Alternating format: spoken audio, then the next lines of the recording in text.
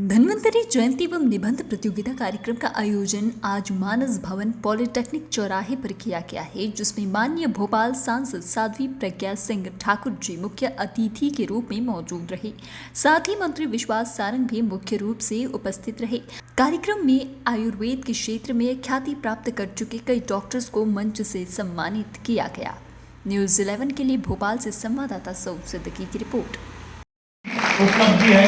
माननीय प्रधानमंत्री जी का ये सपना था, माननीय मुख्यमंत्री जी का ये सपना था और मध्य प्रदेश के मेडिकल एजुकेशन विभाग ने ये सुनिश्चित किया। और इसी महीने 16 अक्टूबर को देश के यशस्वी गृह मंत्री अमित शाह जी आ रहे हैं, लाल परेड ग्राउंड पर एक बड़ा कार्यक्रम कर रहे हैं, जिसमें हम MBBS की पहले साल की 3 विषयों की किताबें एनाटॉमी, फिजियोलॉजी और बायोकेमिस्ट्री को हिंदी रूपांतरित करके अब समाज के सामने प्रस्तुत करने वाले हैं। और मध्य प्रदेश देश का पहला राज्य होगा जो कि अब हिंदी में मेडिकल की पढ़ाई शुरू करेगा।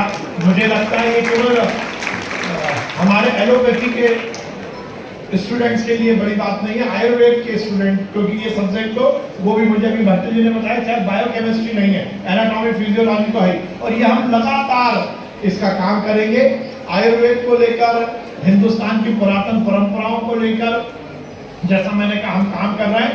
और जब हमने हिंदी में MBBS की पढ़ाई की शुरुआत का निर्णय लिया है, तो मैंने एक निर्णय और लिया है कि अब हमारे मेडिकल कॉलेज में हमारा जो गायनिक विभाग है, जो प्रसूति विभाग है, वो गर्भ संस्कार भी शुरू कर रहा है। ये भी देश का पहला राज्य होगा जो अब हमारे मेडिकल कॉलेज में हम गर्भ संस्कार शुरू करेंगे। इसकी शुरुआत हम गांधी मेडिकल कॉलेज से कर रहे हैं और इस महीने के आखिरी तक हमारी वो भी बनकर तैयार हो जाएगी और हम गर्भ संस्कार भी हमारी जो बहनें हैं उनको देंगे। हमारी सरकार लगातार काम कर रही है, बिना किसी फ्रिक्शन के, बिना किसी घर्षण के हर व्यक्ति अपना अपना काम करे। ये हम सबकी प्रायोरिटी रहनी चाहिए, हमारी प्राथमिकता रहनी चाहिए और इस पर हम काम कर रहे हैं। मैं बहुत बधाई दूंगा न्यास को, जिनको सम्मानित किया गया उनको बहुत बधाई दूंगा। जो सम्मान है वो बहुत ही खतरनाक चीज होती है, क्योंकि सम्मान केवल ताली बजवाने के लिए नहीं होता।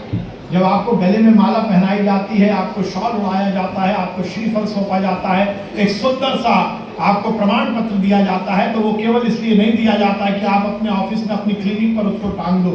वो इसलिए दिया जाता है कि आपको समाज ने अब और जिम्मेदारी दी है कि आपको यदि सम्मानित किया है तो इस सम्मान को आपको और आगे बढ़ाना है। तो जो सम्मान है वो केवल सम्मान नहीं है बल्कि वो जिम्मेदारी है। तो इस जिम्मेदारी का सम्मानित हमारे सभी महानुभाव पूरी शिद्दत के साथ भोपाल का सौभाग्य है कि भोपाल में हमारे वैद्य और स्वतंत्रता में, भोपाल के विलय में उन्होंने एक बहुत बड़ी भूमिका अपनी दी है।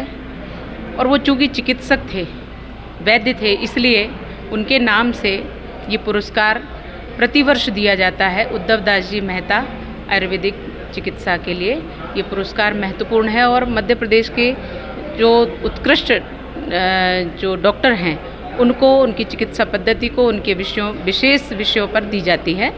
तो ये हम सभी का सौभाग्य है कि भोपाल में इन महान विभूति के नाम से ये दिया जाता है। और मैंने कहा है कि हम प्रकृति से लेते हैं, आयुर्वेद प्राकृतिक चिकित्सा है और ये प्रकृति से लेती है तो प्रकृति को देना भी चाहिए। इसलिए प्रति व्यक्ति एक अपने जन्मदिन पर, अपनी मैरिज एनिवर्सरी पर, विशेष शुभ दिनों पर एक वृक्ष अवश्य लगाए, जिससे कि हमारा भारत स्वस्थ रहे और हम सभी स्वस्थ रहे। किसी भी प्रकार के ये कोरोना या अन्य आपदाएं, कोई रोग, संक्रामक रोग न फैलें और भारत हमारा स्वतंत्र रहे, स्वस्थ रहे। महाकाल की नगरी में बिल्कुल ये हमारा सौभाग्य है कि भारत में एक ऐसे प्रधानमंत्री हैं जो हमारे देव स्थलों को भव्य दिव्य रूप दे रहे हैं और उसमें उपस्थित हो रहे हैं। ये हमारा सौभाग्य है क्योंकि भारत सनातनी राष्ट्र है और ये सनातनी राष्ट्र के उद्भव का काल है और ये सनातन